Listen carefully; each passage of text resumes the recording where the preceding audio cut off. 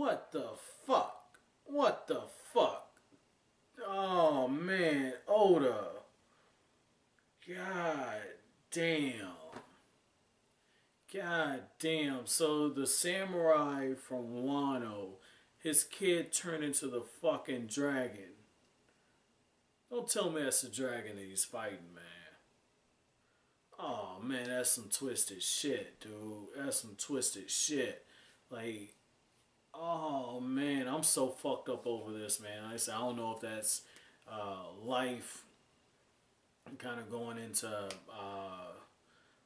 art imitating life unintentionally, but shit, like that's something like, you know, you lose a kid or the potential to have a kid, like, wow. Wow, I might be reading too much in this. I'm gonna move on from that one. Wow, wow. I'm trying to get over that shit, man. So let me just start with what I was so fucking excited over, right? So you got Doflo fucking Mingo. Holy shit, my dude is so fucking trollish, alright? Like, my man's just sitting there. He got the arms kind of spread out, got the transponder snap, just talking and everything. It's like, oh, yeah, so Law betrayed us. That, okay, I mean, we saw that shit. You know, kill his ass. Make him woe the day he turned on us. And while this shit's going on, my dude's just got his legs spread, this larger-than-life persona. You got one of the chicks that's serving her, just ass cheeks all over the fucking place. And Doflamingo's just looking like, fuck this shit. Like, he's reminding me of some shit from Scarface, man. Like, this was so fucking hype. And then, all of a sudden, as he's talking, this one chick just comes out of nowhere. She comes out of nowhere. She's got the gun and she's ready to start shooting, and Doflamingo just tanks that shit and continues to keep talking like a fucking boss, dude. Like a fucking boss, just keeps talking, barking out orders, and then all of a sudden you see Doflamingo referred to her. He's just like, yeah, he does the shit with his fingers, and he's like, yeah, I got this woman who is getting a little beside herself, and she's got the pistol to her head.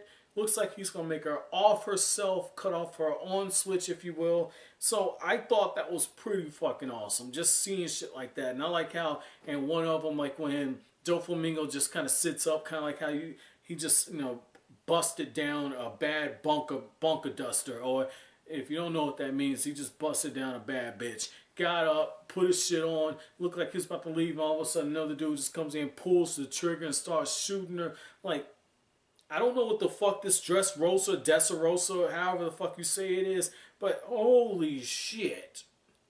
This looks like some good shit. This looks like some good shit. And I like how one of the things he says is like, yeah, like Caesar, Monet, bring your asses back to, back here. Hey, this look like some shit right here, man. This look like some shit. Like, I like this shit. I like this shit, man. I like this shit. I like this shit a lot. I like this shit a whole lot, man. Like, this is that shit. This is that shit. That was pretty fucking nice, man. That was pretty fucking nice. So, on the side note, though, I thought it was interesting that you got Law in this bitch, and he's getting what's called the SAD, and I don't know what that is. Looks like it's some type of chemical that, it's like some type of chemical that Caesar's manufactured. And when Doflamingo's giving out the observations, he says, yeah, well, I totally get it, but you know, if I was him, I kill Smoker, because not Smoker, I kill Caesar, because he's the only one who can manufacture it. But at the same time, if Caesar were to die, that'd be pretty bad for me. That's shortly before he gives the orders for Caesar and Monet to report back. But then he says he's sending some people over there. So it's just like, are we going to see Luffy get sidetracked again? And I like how, even though Luffy and Doflamingo didn't mix it up, Luffy got on Doflamingo's radar. Because Doflamingo, he's one of the 7 warlords. He's obviously working with somebody from behind the shadows, because after Marineford, after he gets rid of Moria, you know, he's reporting to somebody. So it's just like, is he working with one of the four emperors? Is he also going to be working to bring down the world government? You never know. Obviously, he's one of those brokers, so he's got something kind of up his sleeves. But one of the things that you see here is he's seeing the potential out of all this shit. And it's just like, it looks like he's a troll, but it looks like there's something else to it. But just the fact that Caesar is more than what I gave him credit for. Like, I literally thought Caesar was going to be some run-of-the-mill character who wasn't going to have that much importance. And it looks like there's actually something more to Caesar's character. There's something more to Monet's character. Like, Oda caught me by surprise here. I thought they were just going to be, you know, Monet was going to be one of the people that the Straw Hats just kind of knocked the fuck out. And then you're going to see Luffy kind of take down Caesar. And yet, looking back in hindsight, makes total sense because Luffy was specifically told by law, capture Caesar. Capture Caesar. And so that just means that, again, Oda is setting up something else. Just in the same way with the whole situation with Vergo, how when Smoker realizes Vergo wasn't there in the last chapter, he takes off running because of the whole thing with Law where he says, like, don't interfere with us while don't fight Caesar because we can't be crushing each other's hearts. And what I found interesting is, again, Smoker is following orders and yet at the same time is still in his best interest. But what was also kind of cool about all of this is as this shit's going on, right?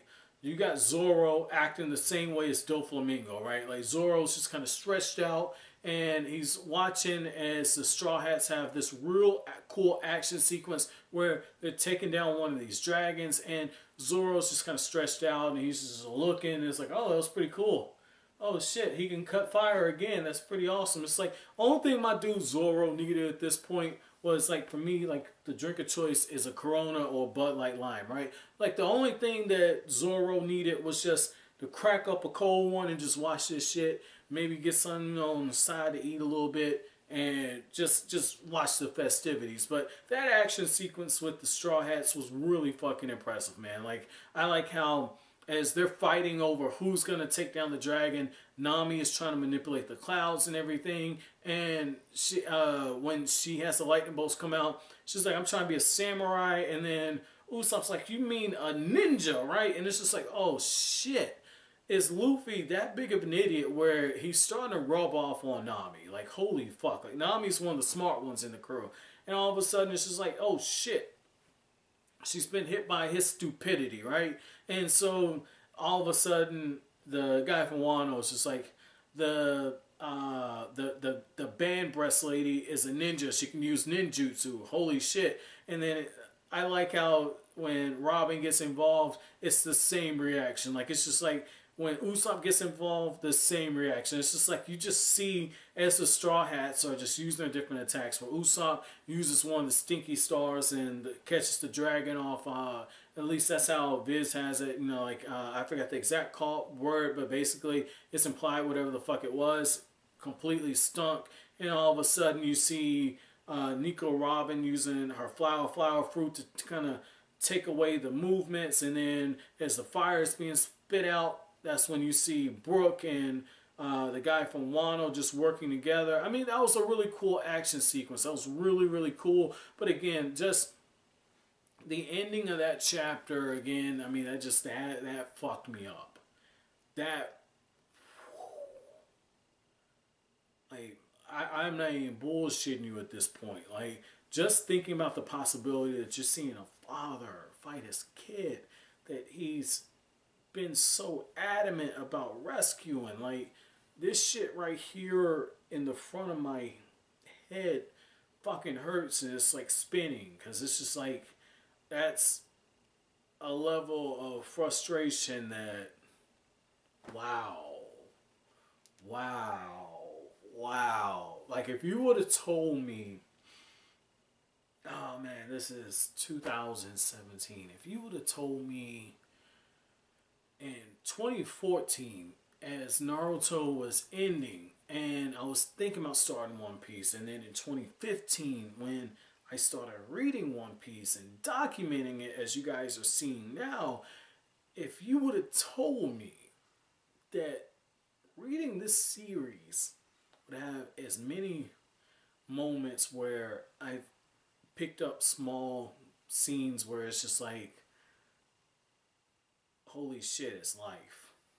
If you would have told me that shit, I would have fucking laughed at you, because I was not the biggest fan of One Piece. Like the art style, the fact that it was a pirate story, the fact that, you know, like, I remember I heard Luffy's English dub voice, and I was just like, what the fuck is this shit? Like, it was just so much. Like, oh man, I don't even remember what scene it was. I just remember I heard the voice, and I was like, I don't like this shit. Like, if you would have told me that not only would I enjoy this shit, but Oda would be able to kind of stir up some emotions, where there's times where I read some shit and it hits real life, and then you go, you're unhinged. I guess that's the best word I can come up with. Like, you don't know how to react. And like I said, this might be something different, because in the SBS Corner, Oda lists out the ages of the Straw Hats as of right now. And like in this one, like, what's the name? Like right here, Zoro's 21, Luffy's 19, Nami's 20, Usopp's 19, Sanji is 21, Chopper is 17, Frankie's 36. So I'm not old enough to be Frankie, and I'm not old enough to be Nico Robin. She is 30 years old, but I'm closer in age with Nico Robin. Like, I'm not 30. I'm less than a handful of years away from that. But at the same time, it's just like, that shit, it catches you. You live life, you experience it, right? And so, like, for me, it's just like in the next 3 years, like, I'm gonna see shit like Nico Robin sees it, because if you just think about that shit, you know, she's been through some serious shit, and it's just like, I troll Nico Robin, but at the same time, I understand a lot of what, because life happens. And so, when you've been through some crazy shit, you develop this sarcastic, this dark sense of humor. And with this chapter, it's just like, you see how Tashigi is speaking to the G5 men, and she's just like, there's no way a father would do that to you. I know what that's like to be let down by a father. I know what that's like to be looking at someone and see them like a child. Know where she's coming from, being invested in, like I said, with those pirates being, no, not those pirates, but those G5 men who died, essentially being those kids. You know what it's like to have that dream there, and then, so it's just like, wow.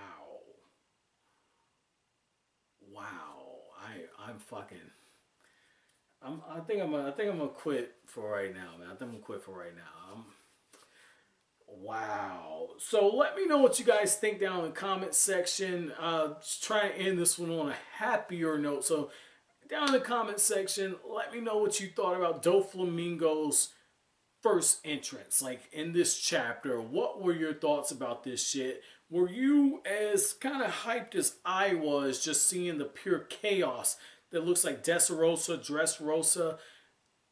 Were you like as hyped as I am? Because I mean, that was some crazy shit that we saw. But as always, guys, if you like anything I had to say, don't forget to comment, rate, subscribe, share. Thank you so much for watching the video, guys. Have